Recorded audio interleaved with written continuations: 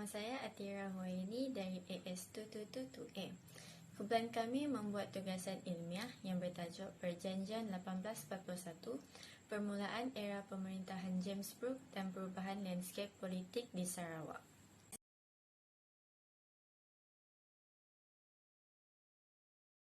Kerajaan Sarawak ialah sebuah negara di Borneo yang ditubuhkan pada tahun 1841 oleh James Brooke. Menerima status kerajaan yang merdeka dari Kesultanan Brunei sebagai ganjaran kerana membantu membanteras cetak rompak dan pemberontakan. Menyerahkan haknya ke United Kingdom, ia tidak pernah mengembalikan kemerdekaan penuh dan kedaulatan yang dinikmati semasa pemerintahan Raja Putih. Sarawak berada dalam keadaan huru-hara daripada lanun dan pemberontakan. Pangeran Muda Hashim pada mulanya meminta bantuan tetapi James Brooke menolak. Pada tahun 1841, James Brooke telah membuat lawatan lain untuk Sarawak.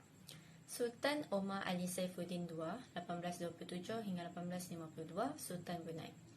Keluasan Sarawak meningkat dengan hebat sebagai wilayah yang telah dipajak atau dilampirkan dari Kesultanan Brunei. James Brooke, yang menjadi Raja Putih pertama, menerima saluran besar tanah daripada Sultan. Selepas itu, pada 24 September 1841, Pangeran Muda Hashim dikurniakan gelaran Raja kepada James Brooke. Untuk latar belakang kajian, perluasan kuasa dilakukan oleh pihak persendirian iaitu James Brooke daripada Kesultanan Brunei. Kekayaan Sarawak seperti sagu, antimoni dan emas menarik perhatian James Brooke. Brooke menggunakan pelbagai strategi untuk meluaskan kuasanya. Sultan Brunei menghantar Pangeran Indira Mahkota ke kawasan ini sebagai pembesar Brunei untuk menguasai ekonomi. Pada tahun 1820-an, kalangan masyarakat Melayu bertumpu di lidah tanah yang terletak di sekitar Sungai Sarawak. Kawasan sangat strategik kerana ianya mampu mengawal kegiatan perdagangan sungai dan juga kawasan pedalaman. Pangeran Raja Muda Hashim berusaha memujuk Datu Patinggi Ali tetapi akhirnya gagal. James Brooke ialah seorang pengembara kapal royalis dan mencari peluang untuk mendapatkan Sarawak.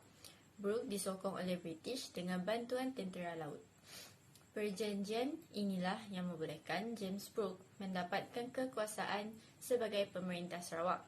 Perjanjian terpenting berlaku pada tahun 1841 dan 1842 secara langsung menamatkan kekuasaan Kesultanan Brunei.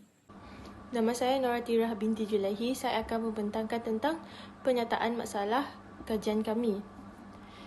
Kajian ini membincangkan perubahan lanskap politik di Sarawak setelah Perjanjian 1841. Hal ini kerana apabila bermulanya perjanjian ini, James Brooke menguasai Sarawak sebagaimana syarat-syarat yang dipersetujui oleh beliau dan Pangeran Raja Muda Hashim pada tahun 1841. Antara syarat-syarat yang terdapat dalam perjanjian tersebut adalah James Brooke diberi kuasa memerintah Sarawak serta jajahannya. Dalam hal ini, lanskap politik di Sarawak telah berubah kerana bermulanya era pemerintahan James Brooke. Sebelum perjanjian ini, Sarawak merupakan sebahagian daripada Kesultanan Brunei di bawah Sultan Omar Ali Saifuddin. Namun, pada mulanya, kerajaan Brunei tidak campur langsung dalam pentadbiran Sarawak. Sarawak ditadbir oleh pembesar-pembesar tempatan sahaja. Oleh itu, kesan perjanjian 1841 ini menyebabkan James Brooke dilantik sebagai Gubernur dan Raja Sarawak pada 24 November 1841. Selepas itu, James Brooke hanya bertaraf sebagai Gubernur dan negeri Sarawak masih takluk di bawah kuasa Sultan Brunei. Maka pada bulan Julai 1842, ia telah pergi ke Brunei dengan tujuan hendak mendapat pengesahan daripada Baginda Sultan Brunei mengenai kuasanya di Sarawak. Di Brunei, James Brooke telah berunding dengan Sultan Omar Ali Saifuddin. Hasil daripada rundingan pada bulan Ogos 1842, Baginda telah membuat perjanjian dengan James Brooke yang antara lain menyebutkan bahawa Sultan Brunei menyerahkan negeri Sarawak serta segala hasil cukai kepada James Brooke dan James Brooke hendaklah membayar kepada Sultan Brunei tiap-tiap tahun wang sebanyak $2,500. Dengan itu, James Brooke dilantik menjadi Raja Sarawak dan mula berkuasa di Sarawak dengan rasminya. Maka bermulalah sejarah moden negeri Sarawak dan perubahan lanskap politik di Sarawak. Antara persoalan yang kami utarakan dalam kajian ini termasuklah Apakah sejarah dan kronologi yang menjurus kepada persetujuan Perjanjian 1841? Apakah isi kandungan dan ciri fizikal yang terdapat pada Perjanjian 1841? Serta bagaimanakah Perjanjian 1841 memberi impak kepada perubahan landscape politik di negeri Sarawak? Terdapat 3 objektif yang ingin kami fokuskan dalam kajian ini, yakni menyelidik sejarah dan kronologi yang menjurus kepada Persetujuan Perjanjian 1841, mengkaji isi kandungan dan ciri fizikal yang terdapat pada Perjanjian 1841 dan mengetahui kesan Perjanjian 1841 terhadap perubahan landscape politik di negeri Sarawak. Kesemua ciri-ciri yang dilakukan pasti terhadap kepentingan yang tersendiri dan sumbangannya terhadap masyarakat. Perkembangan Sarawak oleh James Brooke dapat dilihat dari segi sosial, ekonomi dan politik. Pangeran Mahkota dahulu telah dilantik semula termasuklah Datu Patinggi, Datu Temenggong dan Datu Imam. Generasi akan datang dapat mengetahui lebih dalam tentang Perjanjian 1841 di antara James Brooke dan Pangeran Raja Muda Hashim. Ianya hendaklah dipelihara sebaiknya agar dapat menjadi tatapan generasi seterusnya. Salam sejahtera, saya Melania Reja Anak Thomas akan membentangkan skop kajian, konsep asas berdasarkan kajian, dan sorotan literatur. Konsep kajian ini dibahagi kepada 3 bahagian iaitu kawasan kajian, tempoh kajian, dan aspek yang dikaji. Dari segi kawasan kajian, kami memfokuskan kajian ini kepada kawasan sekitar negeri Sarawak. Sarawak merupakan negeri yang terbesar di Malaysia dan ia terletak di wilayah barat di Pulau Borneo. Salinan dokumen yang kami kaji dipamerkan di Fort Margarita, iaitu sebuah kubu lama yang dibina pada tahun 1879 oleh Charles Brooks. Selain itu, dari segi tempoh kajian, ia merangkumi tempoh masa dari tahun 1841 hingga 2022.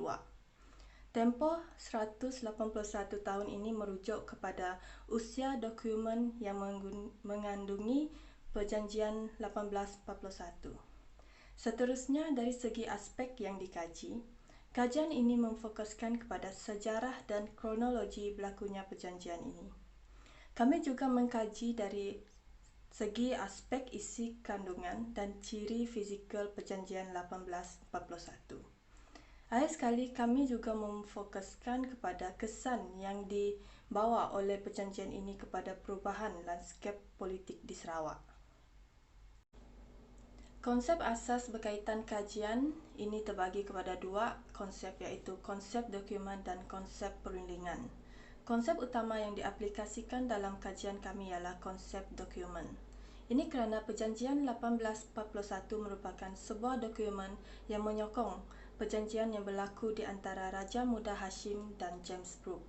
Seterusnya, kajian kami juga mengandungi konsep perundingan kerana Perjanjian 1841 merupakan hasil rundingan yang bertujuan untuk meredakan konflik di antara pemimpin Kesultanan Brunei dan pemimpin tempatan di Sarawak. Terdapat 2 kajian lain yang kami guna sebagai rujukan sepanjang menjalankan kajian ini. Yang pertama ialah kajian mengenai eksistensi James Brooke di Sarawak, memahami manuskrip Kesultanan Brunei yang dijalankan oleh Abdul Razak Abdul Kadir dan Hafizul Rasdi. Berdasarkan kajian ini, penulis menggariskan objektif iaitu menghuraikan keterikatan kuasa James Brooke terhadap Sarawak di bawah pengaruh Kesultanan Brunei. Penulis juga menyatakan bahawa kedatangan Brooke ke tanah Borneo pada awalnya melihat ruang dan peluang serta kesempatan yang ada pada waktu tersebut kerana Raja Muda Hashim diarahkan untuk mencari jalan menyelesaikan masalah besar di Sarawak. Selain itu, menurut penulis, bentuk tulisan yang terdapat dalam manuskrip Perjanjian 1841 ialah bahasa Arab untuk bahagian pendahuluan dan akhir serta bahasa Melayu lama. Kajian yang kedua ialah penulisan Profesor Madya Dr. Haji Awang Asbul bin Haji Mael yang bertajuk Pemberontakan Sarawak 1835 hingga 1844. Detik-detik awal campur tangan British ke atas politik Kesultanan Brunei. Berdasarkan kajian ini, penulis mencuba untuk menganalisis bagaimana pemberontakan penduduk Sarawak asal yang telah membuka haluan kepada campur tangan Inggeris ke atas politik Kesultanan Brunei pada awal abad ke-19. Penulis juga menyatakan bahawa punca peristiwa ini berlaku disebabkan krisis rebutan kuasa politik di antara dua orang pembesar yang bertaraf wazir, iaitu Raja Muda Hashim dan Pangeran Yusof. Kaedah penyelidikan kajian kami secara umumnya berdasarkan kaedah kualitatif. Hal ini kerana kaedah ini selaras dengan tujuan kajian, iaitu melengkapkan teori, meningkatkan kefahaman, menguraikan kenyataan, menyatakan kejadian semula jadi dan menerangkan kejadian secara verbal. Terdapat beberapa kaedah kajian telah dijalankan oleh kami sekumpulan bagi memastikan tugasan kajian Perjanjian 1841, permulaan era pemerintahan James Brooke dan perubahan landscape politik di Sarawak ini disiapkan dengan tersusun dan bersistematik berdasarkan fakta yang tepat. Kaedah yang pertama yang kami lakukan ialah melawat walk-in Fort Margherita. Kami telah melawat Fort Margherita untuk melihat salinan Perjanjian 1841 yang terdapat di sana pada 3 hari bulan 12 2022. Kami telah mengambil beberapa gambar bagi menggambarkan isi kandungan kajian kami dan dilampirkan dalam kajian kami. Untuk kedua, kami telah membuat kaedah temu bual. Kami telah menebual seorang staf di Fort Margherita untuk lebih memahami dan mendapatkan info tentang Perjanjian 1841. Staf tersebut menceritakan kepada kami tentang Perjanjian 1841 dan maksud yang terdapat dalam salinan Perjanjian 1841 yang dipamerkan di Fort Margherita. Kemudian, kami menggunakan kemudahan internet selaras dengan perkembangan teknologi masa kini. Kami telah melayari pelbagai jenis laman sesawang yang berkaitan dengan Perjanjian 1841. Kami juga merujuk kepada beberapa blog dan slides yang terdapat di internet untuk menyiapkan kajian kami. Dan yang terakhir ialah bimbingan pensyarah. Kajian ini mungkin tidak dapat berjaya dilaksanakan tanpa bimbingan dan tunjuk ajar pensyarah. Oleh itu, kami telah mendapat bimbingan dari pensyarah kami, iaitu Ustaz Wan Arifin. Seterusnya, kaedah pengumpulan data. Data kajian ini telah dikumpulkan melalui kaedah kajian yang kami buat, iaitu melawat tempat objek bertulis yang telah dipilih oleh kami, iaitu salinan Perjanjian 1841. Kami telah melawat Fort Margherita untuk melihat salinan Perjanjian 1841, lalu kami menemu buah staf di sana untuk mengetahui Perjanjian 1841 dengan lebih lanjut. Kami juga menggunakan kemudahan internet untuk memperolehi data dan sejarah tentang Perjanjian 1841 untuk menyiapkan kajian kami ini. Dengan demikian, terkumpul beberapa data kami perolehi untuk menjawab persoalan-persoalan kajian kami. Kaedah analisis data. Gambar yang terdapat di slide ini adalah gambar salinan Perjanjian 1841 yang terdapat di Fort Margherita, Kuching, Sarawak. Kami telah memilih ini sebagai kajian kami untuk mengkaji perubahan landscape politik di Sarawak pada era pemerintahan James Brooke yang disebabkan oleh Perjanjian 1841. Salinan ini menunjukkan antara isi kandungan yang terdapat dalam dokumen Perjanjian 1841. Ia ditulis dalam Jawi dan disertakan dengan cop mohor Kesultanan Brunei. Isi kandungan yang terkandung dalam dokumen tersebut adalah mengenai syarat-syarat yang dipersetujui oleh James Brooke dan Pangeran Raja Muda Hashim pada tahun 1841. Disebabkan syarat-syarat daripada perjanjian ini, landscape politik di Sarawak telah berubah apabila bermulanya pemerintahan James Brooke. Perjanjian 1841 merupakan suatu persetujuan di antara Raja Muda Hashim, iaitu wakil daripada Kerajaan Brunei, dan juga James Brooke, iaitu seorang bekas tentera syarikat Hindia Timur Inggeris yang datang belayar di Sarawak pada ketika itu. Perjanjian ini terjadi susulan daripada konflik pergolakan yang berlaku pada tahun 1835 yang didalangi oleh Pangeran Yusuf Ibni Sultan Muhammad Tajuddin, iaitu seorang pegawai kanan yang terkenal pada pemerintahan Sultan Omar Ali Saifuddin II yang juga merupakan seorang ahli perniagaan yang berjaya.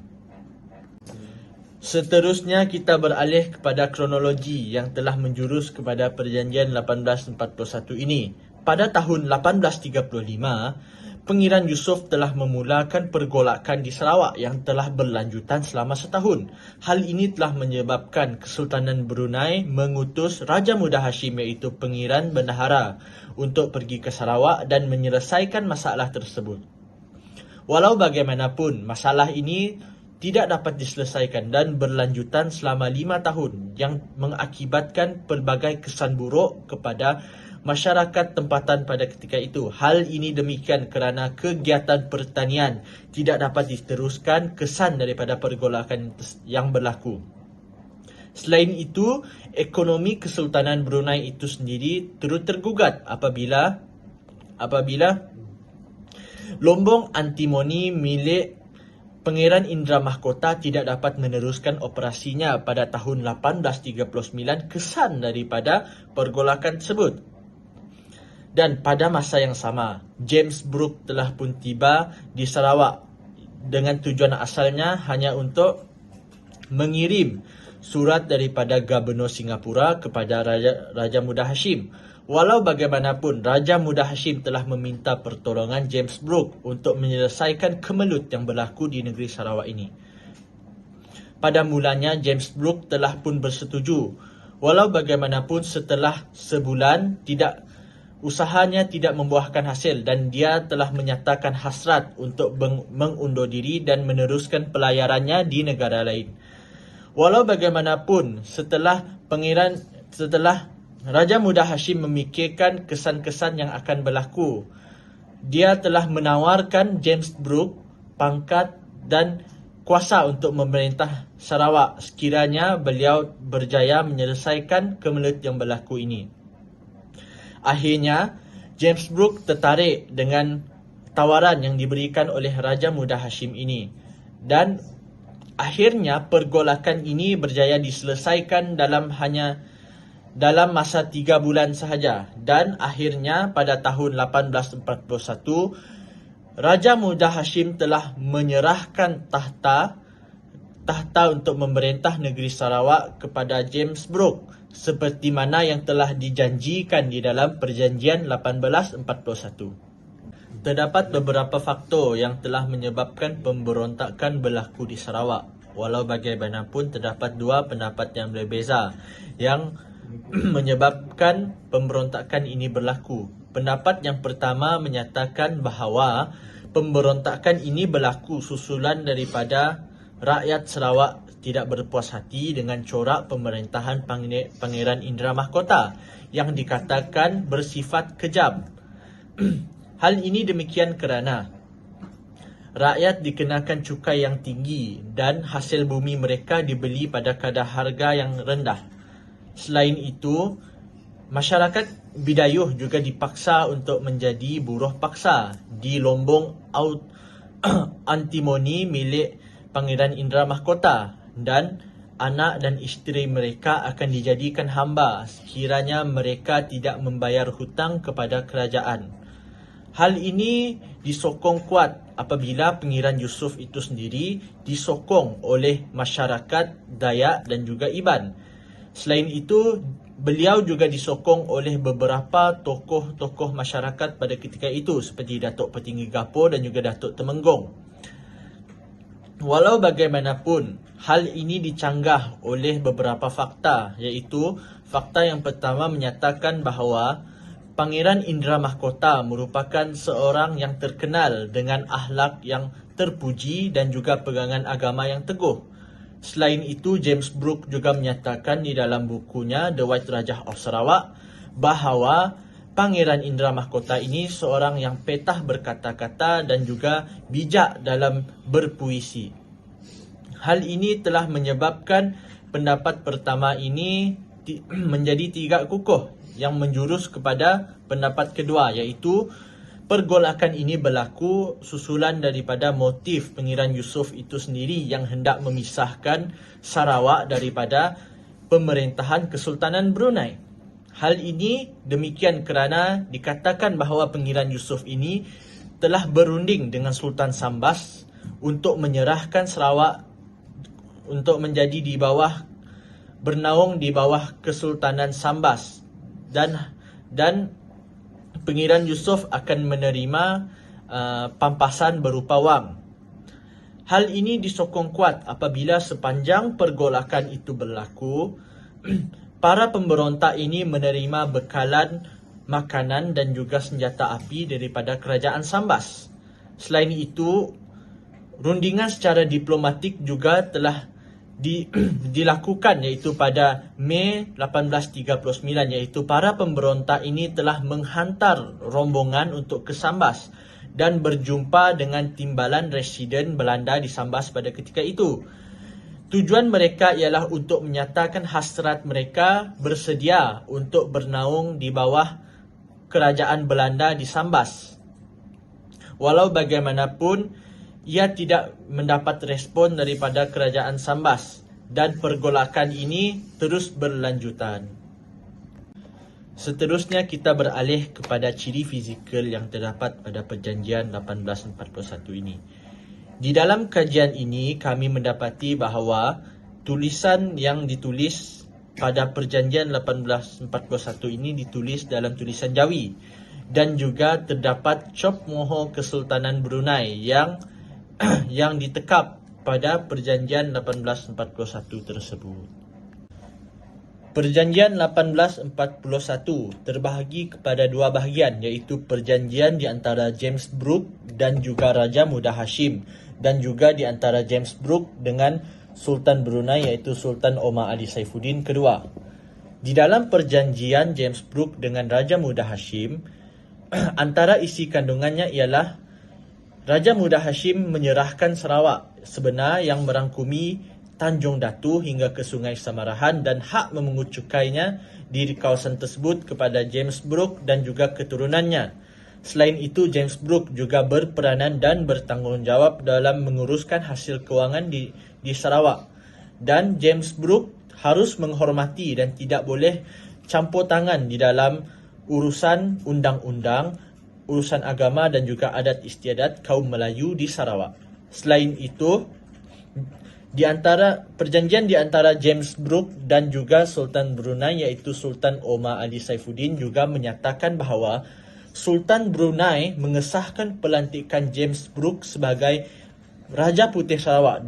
Walau bagaimanapun, James Brooke perlu membayar ufti tahunan kepada Kesultanan Brunei, iaitu sebanyak $2,550, yang merangkumi $1,000 kepada Sultan Brunei, $1,000 kepada Raja Muda Hashim, $300 kepada Datuk Patinggi dan $150 kepada Datuk Bandar, manakala $100 lagi kepada Datuk Temenggung.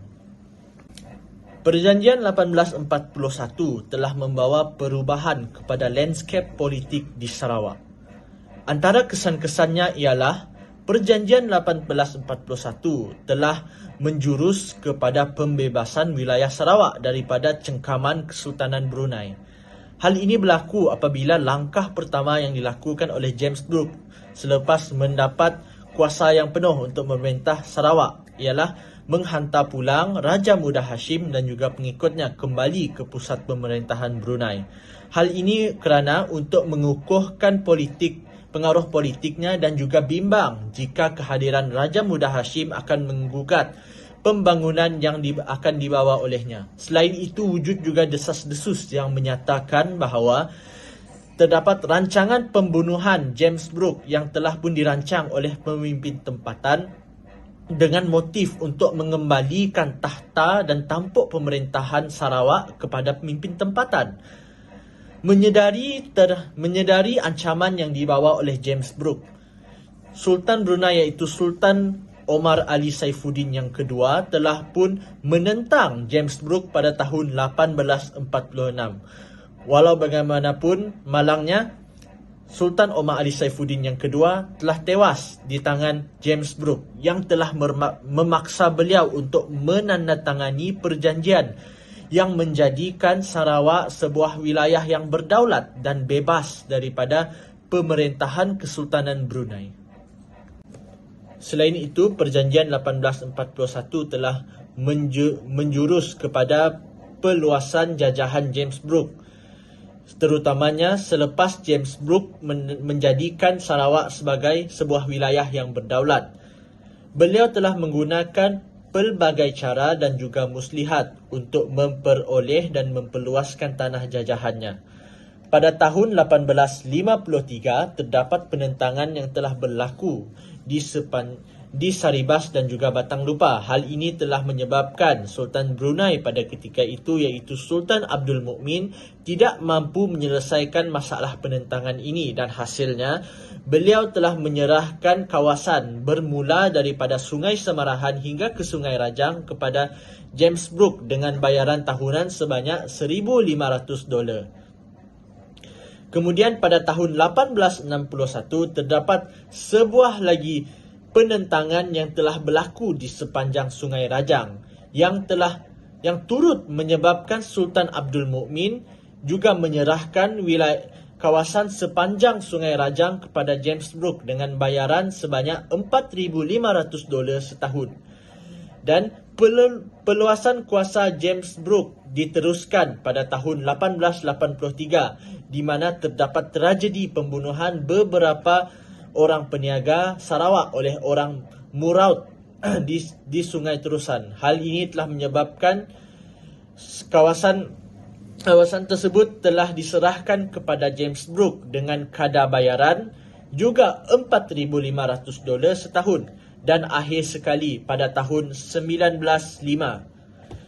Raja Sarawak yang kedua yang merupakan anak kepada James Brooke, iaitu Charles Brooke, telah membeli daerah lawas daripada Sultan Hashim Jalal yang telah menyebabkan pada akhirnya wilayah Sarawak telah menjadi luas dan telah merangkumi sebahagian besar daripada Kepulauan Borneo.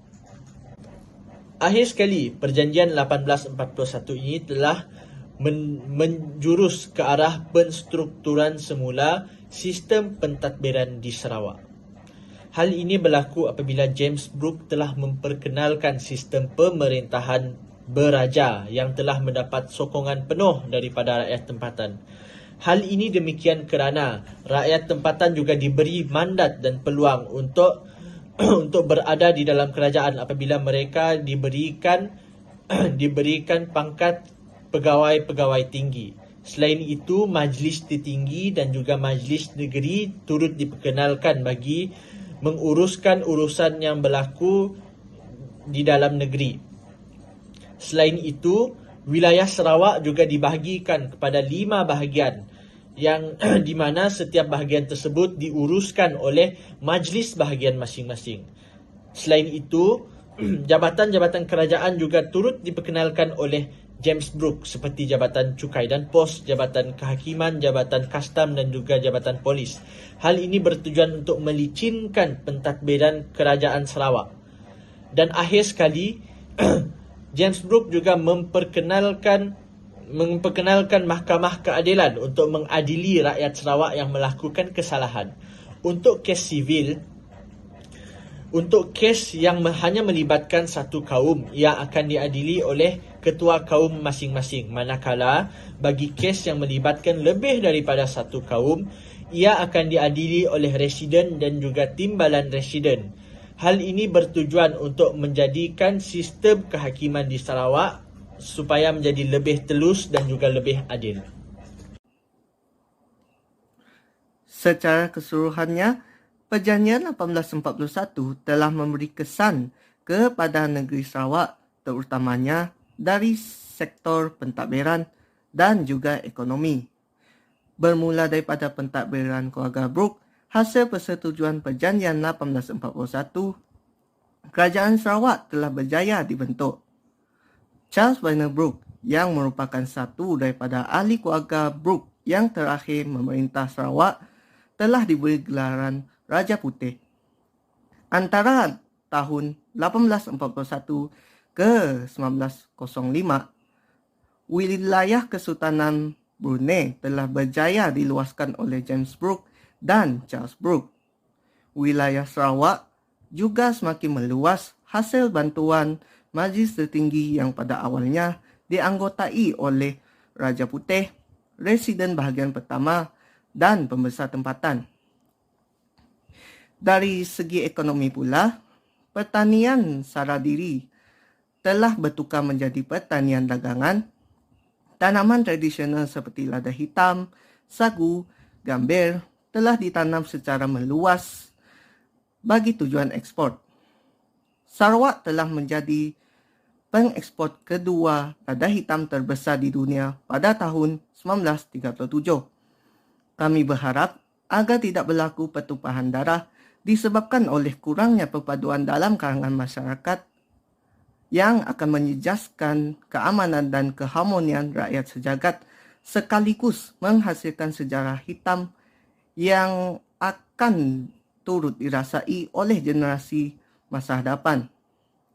Kerana pepatah Melayu ada mengatakan, pisang tidak akan berbuah dua kali.